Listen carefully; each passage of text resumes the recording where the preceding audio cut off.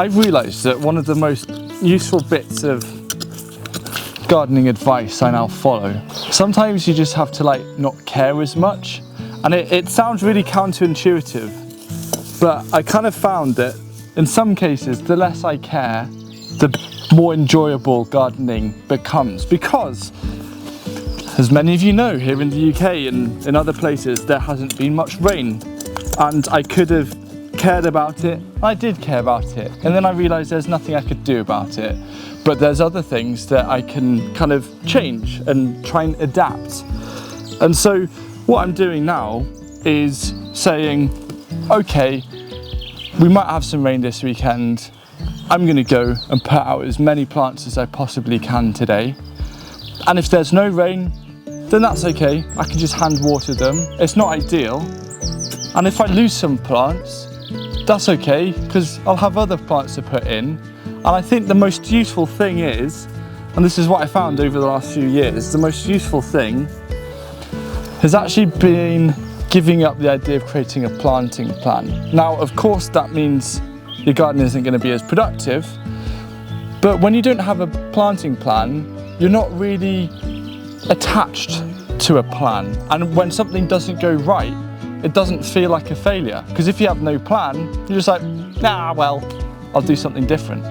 And so this year is the year of, yeah, well, I'll just do something different.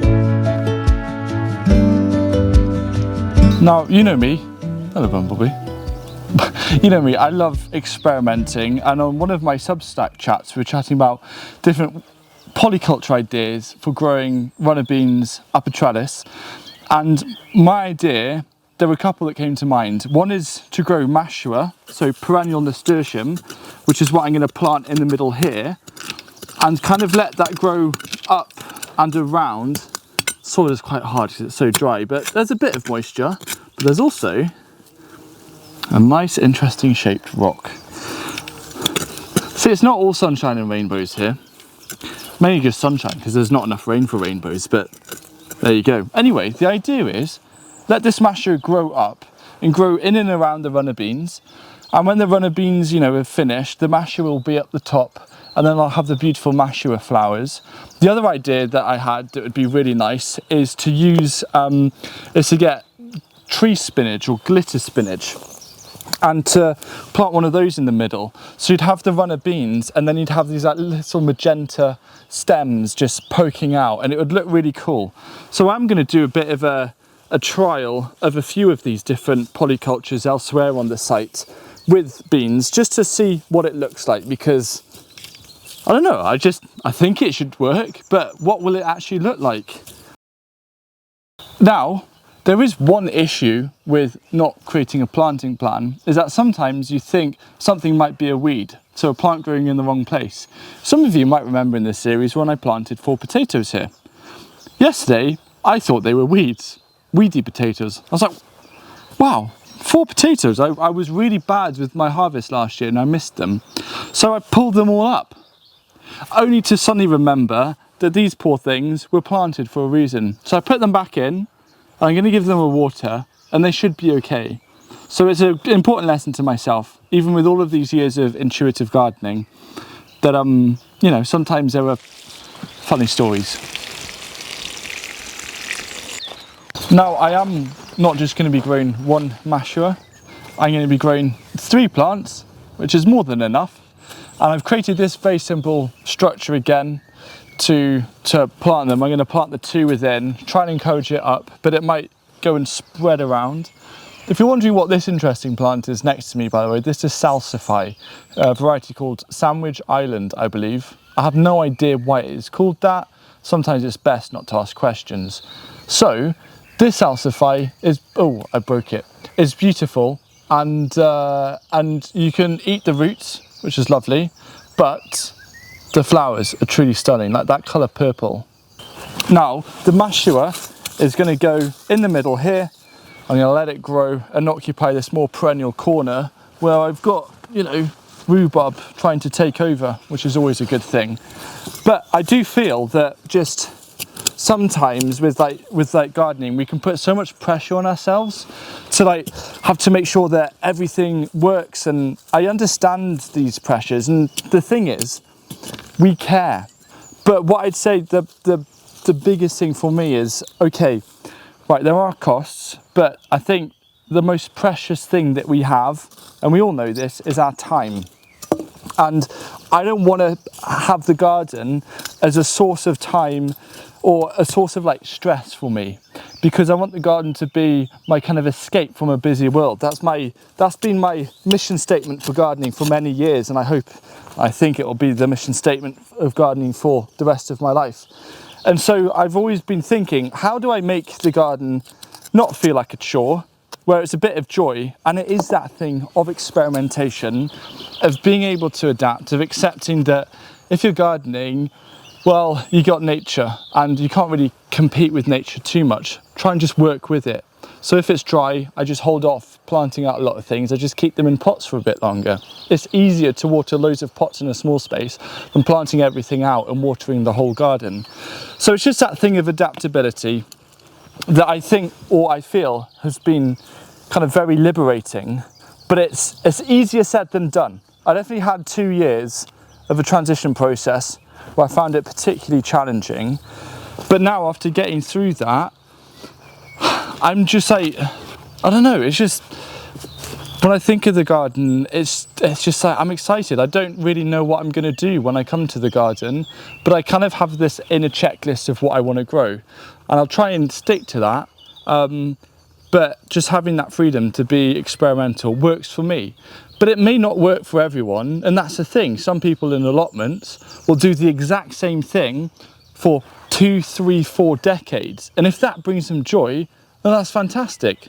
But it is the truth of the matter is, the less I care about the detail, the more I enjoy the overall of gardening. It's like designing from patterns to detail. Not so worried on all of the little details. I just want the pattern of feeling that this garden is a nice place of joy.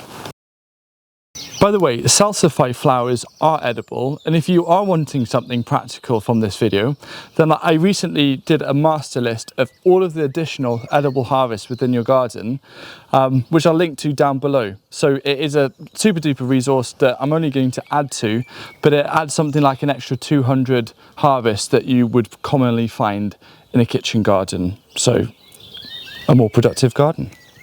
Now here in the last video, I planted out the tomatoes, and there were other things in as well, like lemon drop chili peppers.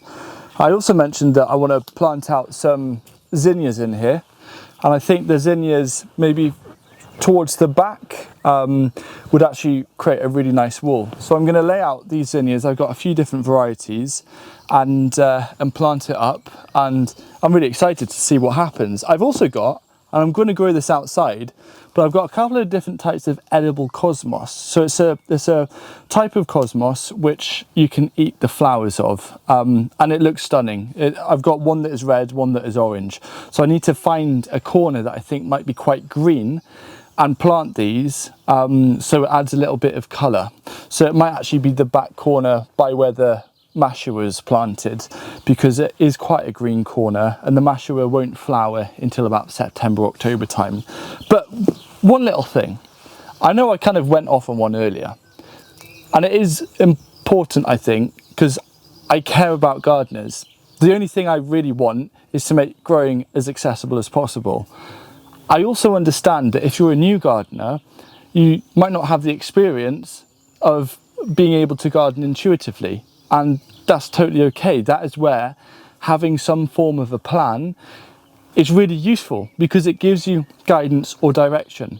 But what I'm also saying is, it is also highly likely that some things aren't going to go to plan. And that happens because even the things I'm trying to do intuitively, sometimes that doesn't go to plan, even though I'm trying to base it on all of my years of gardening experience. And that is part of the joy of gardening, actually, is if you flip the perspective of, okay, some things fail, but very often when you do things in the garden, you're like, there's no way that'll happen. very often it works out. It's a success, it's a surprise. And if you just take a chance to look at all of the other things going on around your garden, and then actually look at all of those details of the beauty, like the bees and all of these things, then suddenly, okay, you might have 1 or 2 failures.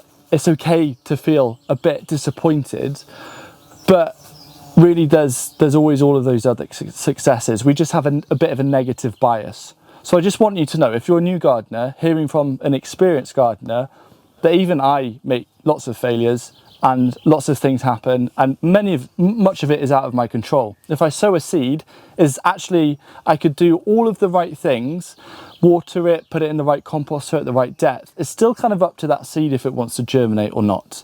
And so that's part of the joy of gardening, is that sense of awe or wonder. And that is my waffling for this video done.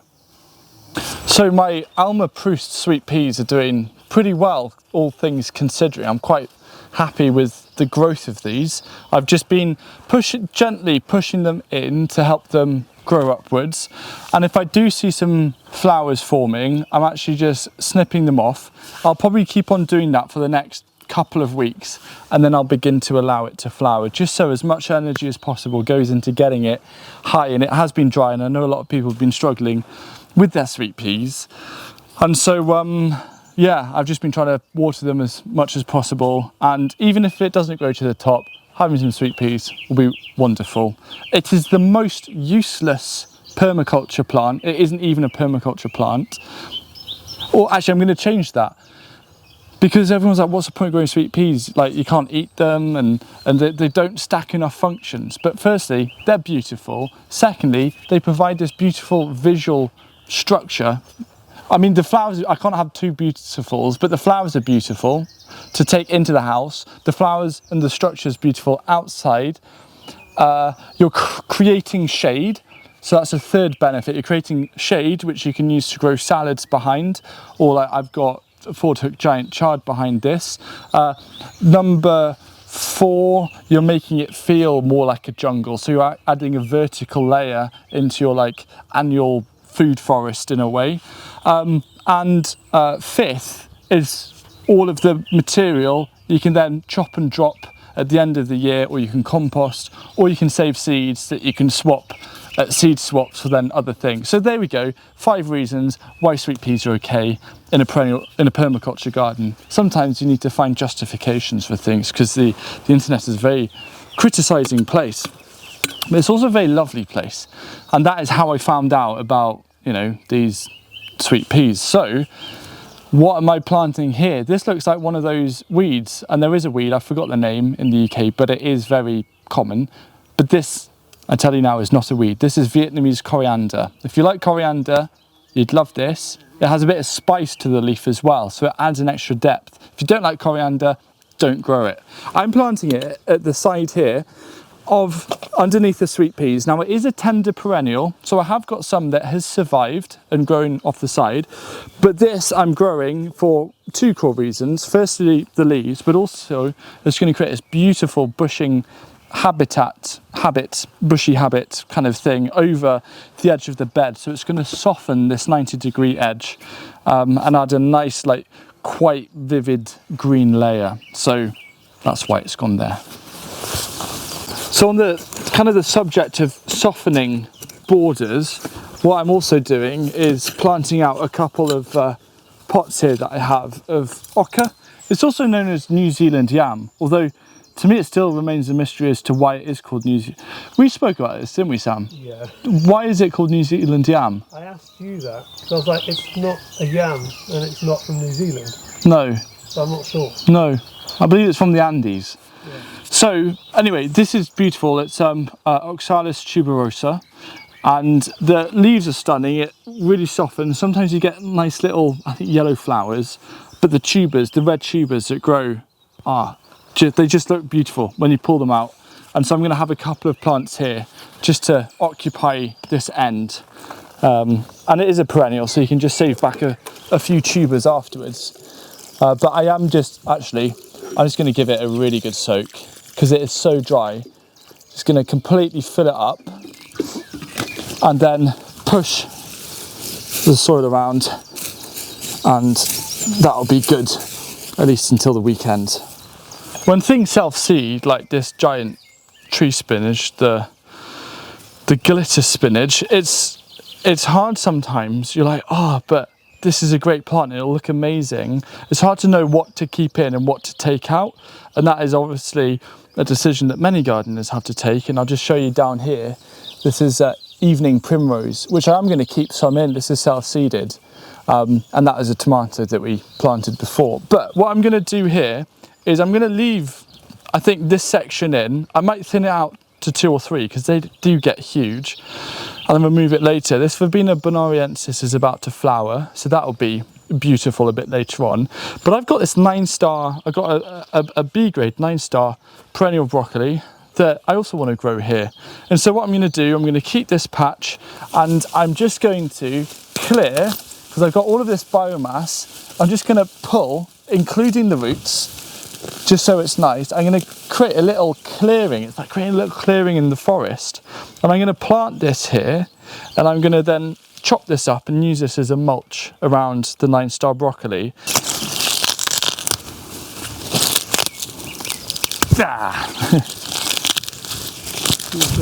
You could also eat it. You could also eat it.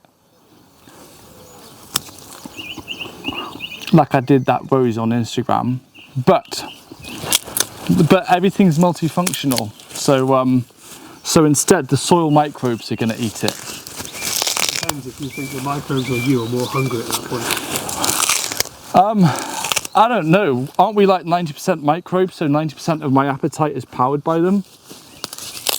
Is that true, Sam? We are more microbes than we are us. We're more microbes than we are us. You're counting cells, but not in weight. No, So that makes sense. Individuals. Okay. If you want to find out about fermentation and microbes, then Sam is your guy. He's a fun guy. Okay. Now, last little job for this video is plant out my dahlias. These are dahlias that I grew from seed. They're from Floret, and it's a mix of shooting stars and bee's choice. Now, the nice thing about seed dahlias is that, a bit like apples, when you plant an apple seed, it will create a new variety. And so it'll be interesting to see what happens, and ones that I like, I can save back the tubers. Now, of course, dahlias are edible. I don't think they're like the tastiest thing in the world, but in terms of a survival food, you know, worst comes to worst, you can eat your dahlia crop, especially if you're storing it over winter like a tuber. I don't think I would dare do that with one of Floret's dahlias, so that would be very sad. But I'm just putting these in. Got these 5. Again, the one thing that I changed about last year's garden is that this kind of long and back section was just maybe a little bit too green. So I do want to get some pops of colour like with that cosmos before. Just make sure every bed has a pop of colour. I'll also make sure that every bed has some aromatic herbs to bring in beneficial insects. I will probably underplant these with some fast growing like lettuce or something just to make the most of this space, and then have something creeping and growing throughout. But yeah, maybe some nasturtiums or something. But yeah, I'll get these planted and think about having a cup of tea.